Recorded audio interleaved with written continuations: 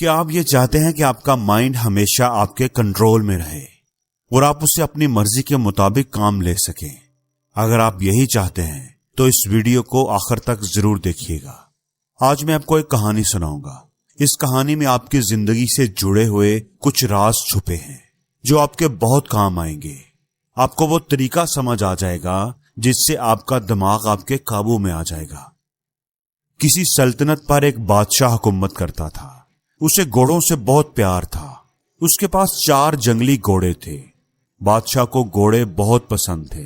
بادشاہ چاہتا تھا کہ کوئی ان گھوڑوں کو اچھے سے ٹرین کر دے تاکہ بادشاہ ان پر سواری کر سکے، لیکن بدقسمتی سے کوئی بھی ٹرینر انہیں ٹرین نہیں کر پا رہا تھا۔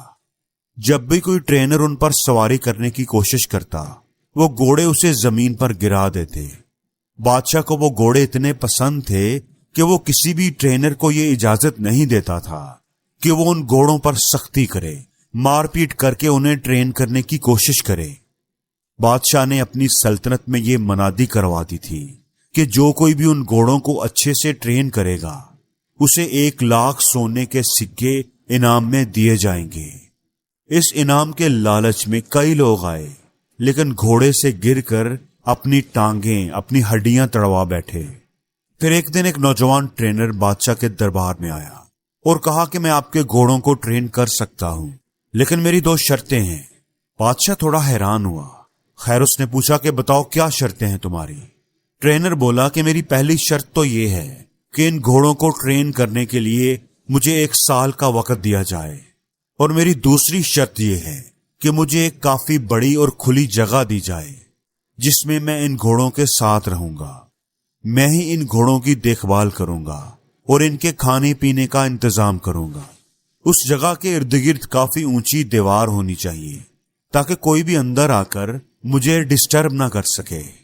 بادشاہ نے سوچا کہ جہاں اتنا کچھ کیا ہے وہاں یہ بھی کر کے دیکھ لیتا ہوں۔ بادشاہ نے کہا ٹھیک ہے، تم کل سے آ جانا، تمہاری ساری شرطیں پوری کر دی جائیں گی۔ وہ ٹرینر وعدے کے مطابق کل آ گیا اور سبھی گھوڑوں کو ایک بڑے سے باڑے میں لے جا کر کے اس نے چھوڑ دیا، کھلا چھوڑ دیا۔ اب وہ 4 گھوڑے باڑے کے اندر ادھر ادھر دوڑنے لگے۔ اب ٹرینر نے کیا کیا کہ باڑے کی دیوار کے ساتھ ساتھ دوڑنے لگا۔ کچھ دیر دوڑ بھاگ کرنے کے بعد اس نے گھوڑوں کو چارہ کھلایا، پانی پلایا، خود بھی کھانا کھایا اور آرام سے اسی باڑے میں لیٹ گیا۔ گھوڑے اب بھی باڑے کے اندر آزاد تھے، کسی کو کوئی رسی نہیں باندھی گئی تھی۔ شام کو وہ ٹرینر پھر اٹھا اور باڑے کی دیوار کے ساتھ ساتھ دوڑنے لگا۔ جب وہ دوڑتا تھا تو گھوڑے بھی ادھر ادھر بھاگتے تھے۔ جب شام ہوئی تو اس نے گھوڑوں کو کھانا کھلایا، پانی پلایا، خود بھی اپنا کھانا کھایا، گھوڑوں کو رسی سے باندھا اور خود بھی ان کے ساتھ ہی زمین پر چٹائی بچھا کر سو گیا۔ صبح ہوئی تو ٹرینر گھوڑوں کو کھول کر باڑے میں بھاگنے لگا۔ اب یہی اس کا روز کا معمول تھا۔ وہ ٹرینر دن بھر گھوڑوں کو کھلا رکھتا، انہیں کھانا کھلاتا، نہلاتا دھلاتا، ان سے پیار کرتا، ان سے کھیلتا اور شام کو انہی کے ساتھ سو جاتا۔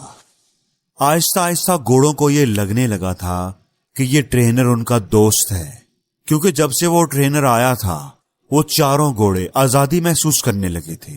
گھوڑے بھی اب ٹرینر کو پیار کرنے لگے تھے۔ ایسا کرتے کرتے 6 مہینے گزر گئے۔ ایک دن بادشاہ سلامت گھوڑوں کی ٹریننگ دیکھنے کے لیے آئے۔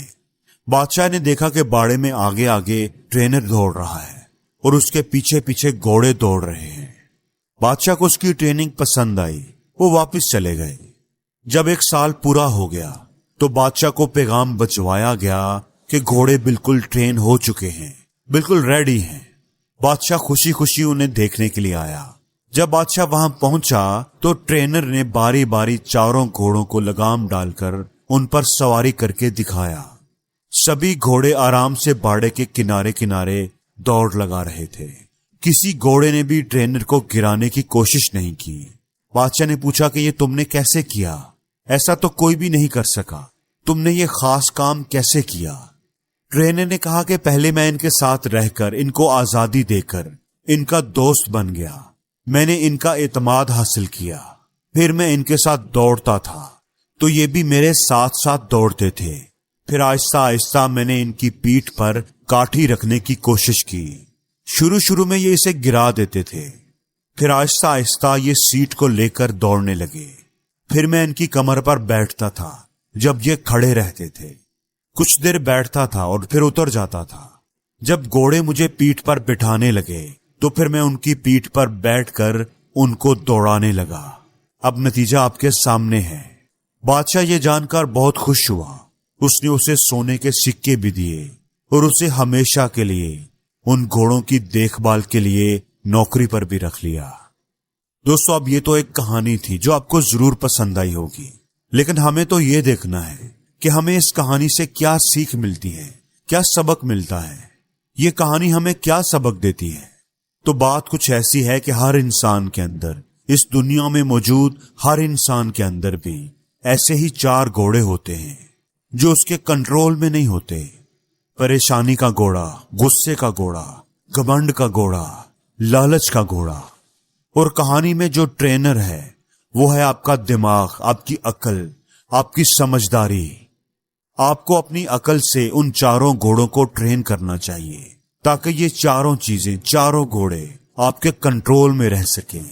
लेकिन इसके लिए आपको उनसे दोस्ती करनी होगी, यानी पहले उनको अच्छी तरह समझना होगा और फिर उन पर लगाम लगानी होगी। और ये सब सब्र से, आहिस्ता आहिस्ता ही होगा। जोर जबरदस्ती से और एक ही दिन में ये कंट्रोल नहीं होंगे।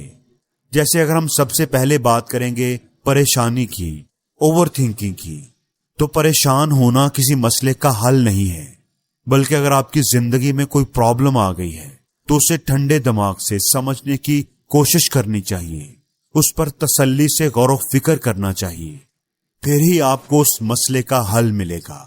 वरना परेशान होते रहने से कुछ भी नहीं होगा। दूसरे नंबर पर है गुस्से का घोड़ा। गुस्सा करने से किसी दूसरे का नुकसान हो या ना हो, पर अपना नुकसान जरूर होता है। कुछ बातों पर, कुछ चीजों पर तो गुस्सा आ ही जाता है। जैसे अगर कोई आपकी इंसल्ट करे या आपके साथ कोई ज्यादती करे तो गुस्से का आना लाजमी है।